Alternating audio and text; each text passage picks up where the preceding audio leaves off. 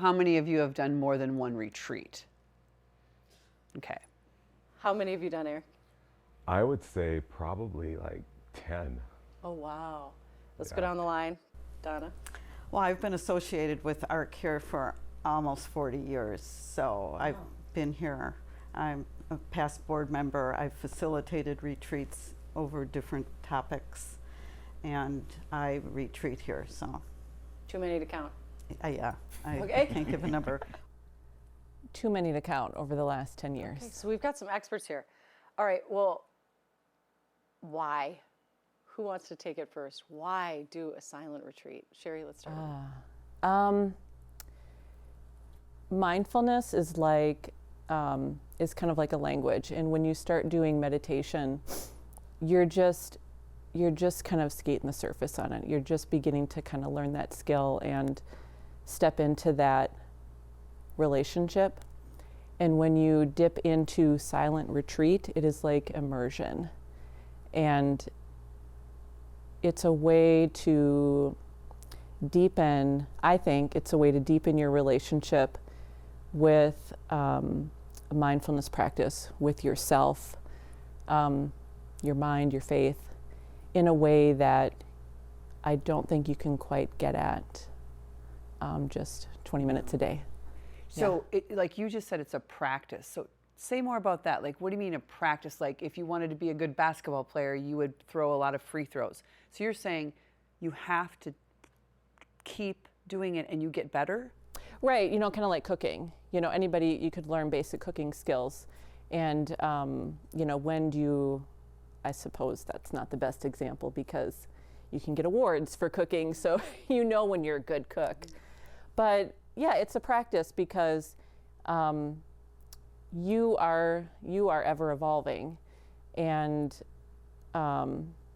your relationship with your mind and yourself is ever evolving, and so it's a way to stay connected to who you are at your core, I think. So I don't think that work can ever be done, and you certainly can't do it perfectly.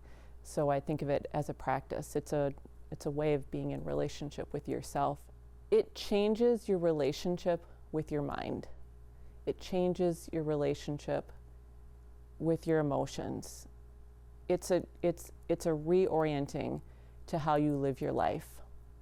And so for me personally, it changed everything for me. I experience way more sort of emotional equanimity than I used to. Not perfect, I'm not totally peaceful, but I can hold it better than I used to. I'm a lot more in tune with who I am and what matters most to me, and that helps me live my life more authentically, which helps me sleep at night. How would you describe our normal state of living right now? It's very full, very chaotic. There's so much going on just in the world and around, whether you're watching the news or whatever it may be, that people just sort of get sucked into an area and a space of anxiety. And I know for me right now, I do a lot of community engagement. I'm listening to many people. I'm doing a lot of advising and counseling and such. And I don't really have a time to steal away and to listen to myself, listen to my own thoughts, because it's full with everything else. So for me, it's an opportunity to do a silent retreat for like a digital detox as well as people detox, because I don't have to hear other people or see things. And so my surroundings are peaceful. And all I have to do is listen to nature. And it's like the nature brings peace to me and consoles me and talks to me. And it just allows me to just sort of regroup and just empty myself, empty my mind, empty my thoughts, and just reset. Do you think people in our day and age, when I love use of the digital detox, because even when we're by ourselves, like you said, we're taking in information, whether it's TikTok, Facebook, newspaper, whatever it may be. Do you think people realize that they're kind of full up to here? No, no. It's such the normalcy right now that it's just expected. But things trigger you a little bit differently and you respond differently. And if you're not aware of it, you can get sucked into that sort of that emotional anxiety and always tired. People have their devices in their bed with them and may go to bed at 11 o'clock at night, but don't go to sleep till 3 in the morning and have to get up at 6. And it just becomes sort of a normal ritual that they do. And I found myself doing that and had to sort of break away. And so when I come like to places like the Ark, it gives me an opportunity to say, what am I doing? What have I been doing? And I've noticed I've been a little edgy lately, and it sort of reminds me, it's like, wait, draw back, get your emotions back and, check yourself and reset yourself so that when I go back, then I'm a little bit more aware and have more awareness of how I am and how I live.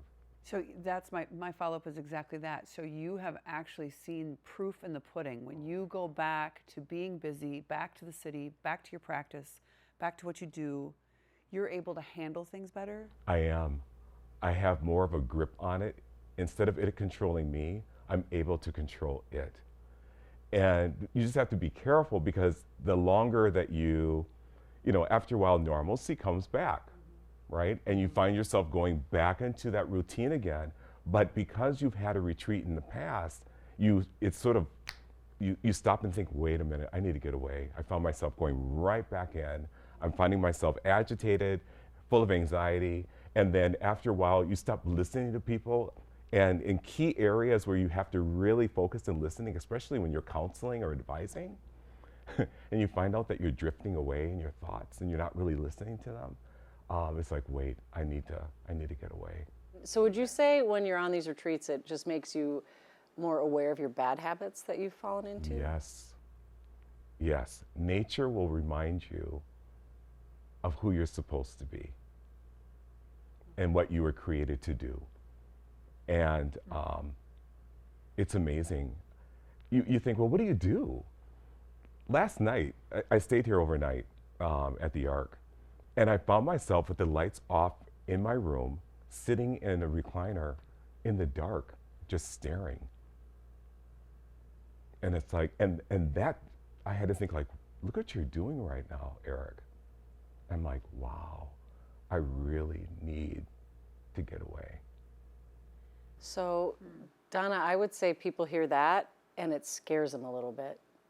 It's hard to be alone with your thoughts for a lot of people.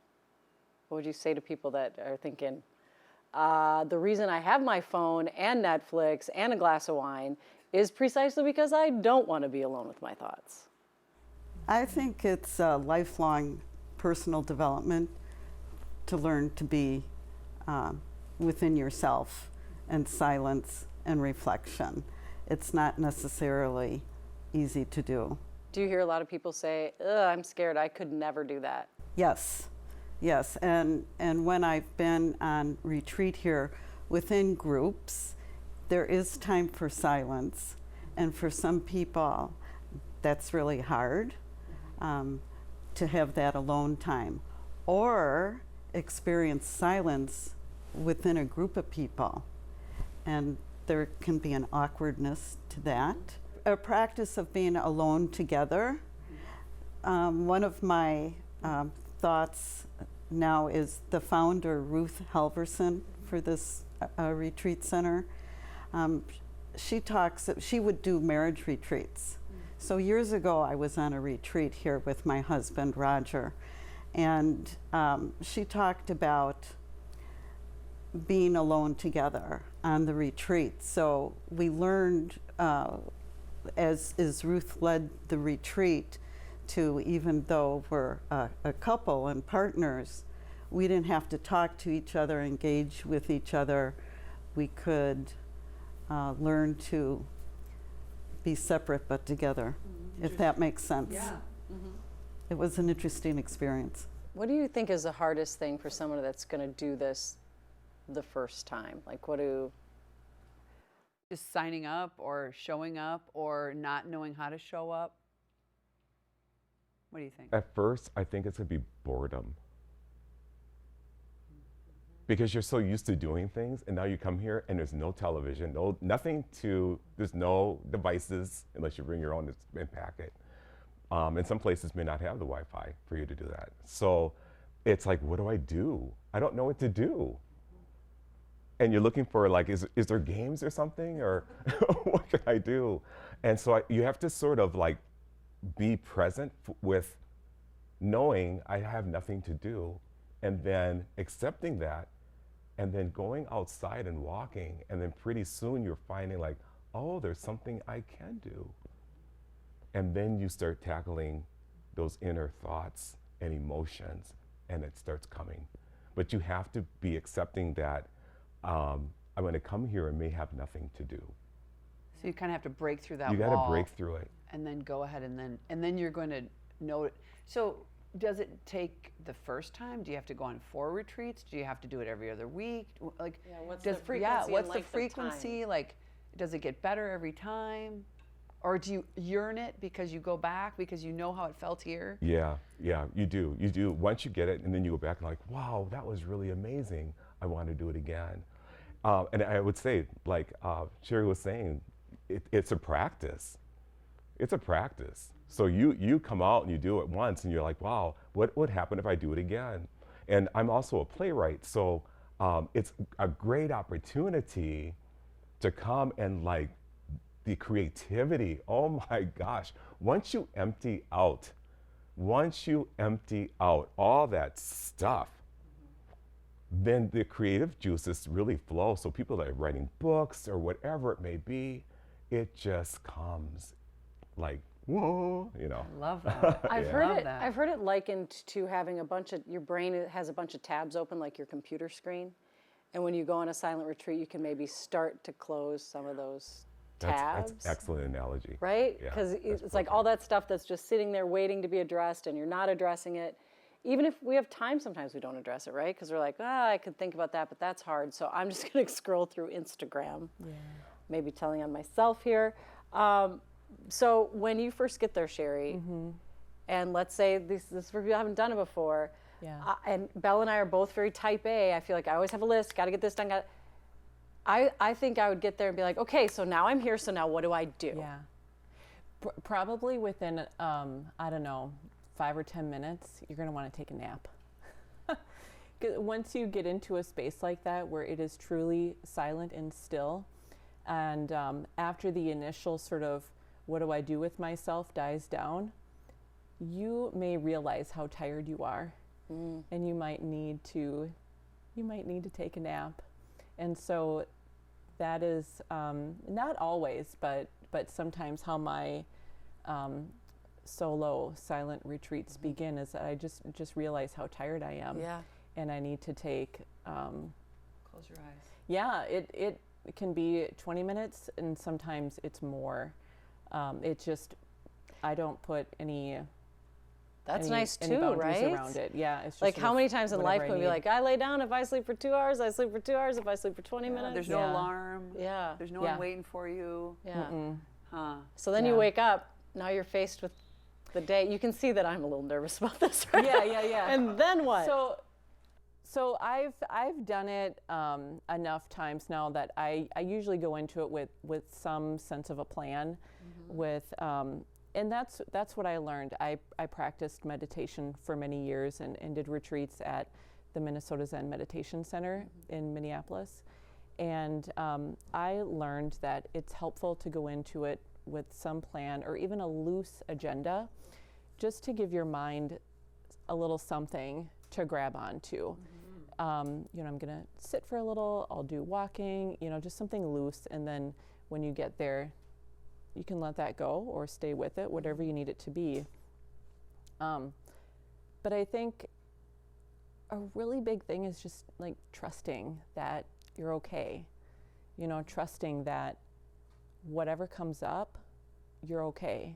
These are just thoughts, these are just feelings, These are just all of my sort of automatic urges to grab my phone, urges to do something.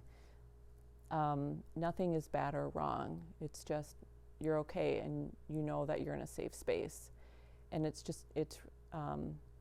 hard to remember and trust that.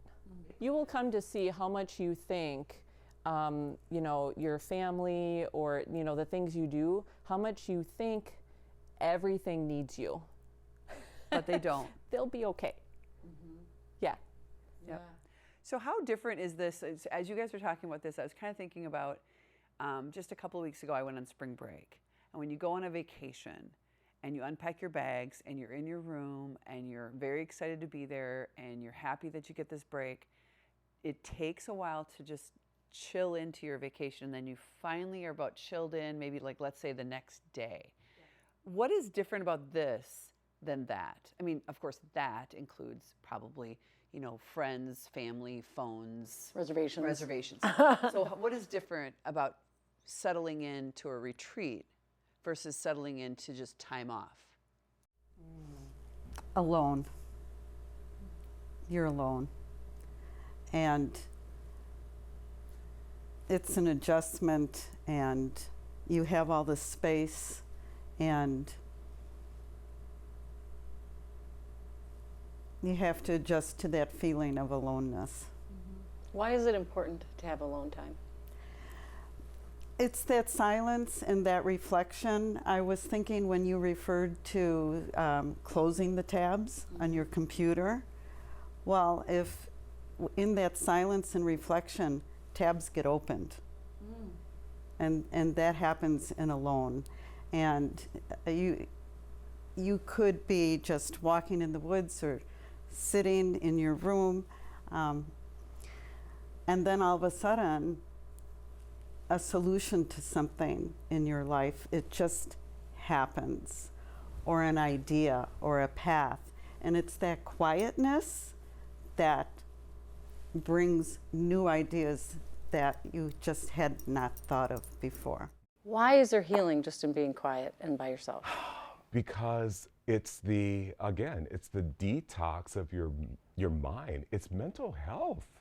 It's mental health mental and spiritual health, that people are able to really come to grips with themselves and think through and process things that they haven't been able to do.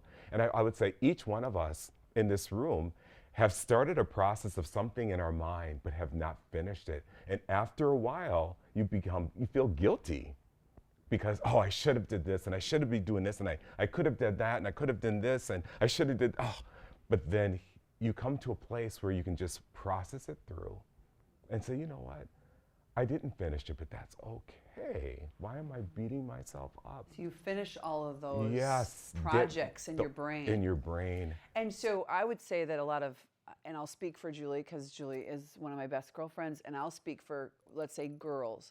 When women get away together and let's say we go to a cabin and we are in nature, we're doing something very similar, our therapy is the fact that we're together and talking for 9 hours.